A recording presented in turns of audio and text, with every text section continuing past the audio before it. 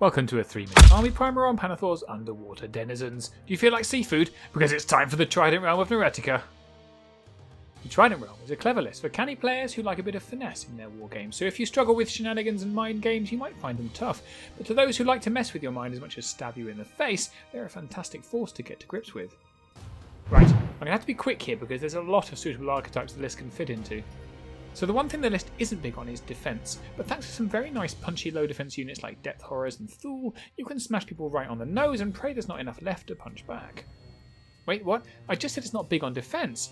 That's right, but what it is big on is ensnare and regen. Play this list right and it can be incredibly infuriating to do barely any damage turn after turn and watch it regen right back.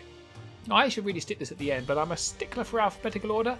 The Trident Realm have a great mix of ranged units, by which I mean heart piercers, in with their mix and match monster and melee units. With heart piercers providing unlocks, mixed arms is the best of both worlds.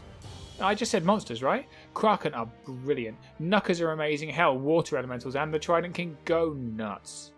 And last, there are some fantastically cheap units with really nasty rules that means you can properly flood the board with small, punchy, nasty units.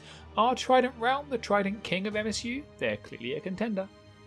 What's not to love about these fast as hell, stealthy, ensnaring, height 4 pains in the arse? At 150 points, a pair down the flank are deadly. It might be a boring choice, but it's hard to avoid how utterly brilliant a horde of 2022 ensnaring infantry with regen 4+ is. So hard to kill. I think Tidal Swarms may be one of the most underrated chatter units in the game. Fearless Nerve with Ensnare, Nimble and Scout puts them right up in your enemy's grill from turn 1, should that be your desire.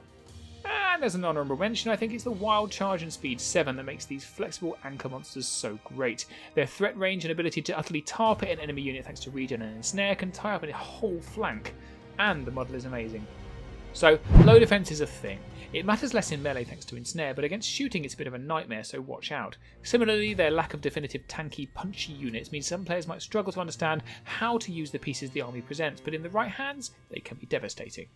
In summary, Trident Realm is a clever finesse army that takes a lot of practice using interlocking units. The list can be played in a bunch of different ways, and the modelling opportunities are cool as hell, but it does take a lot of getting used to on the board, so I'm giving it a 4 out of 5 for newbie difficulty rating.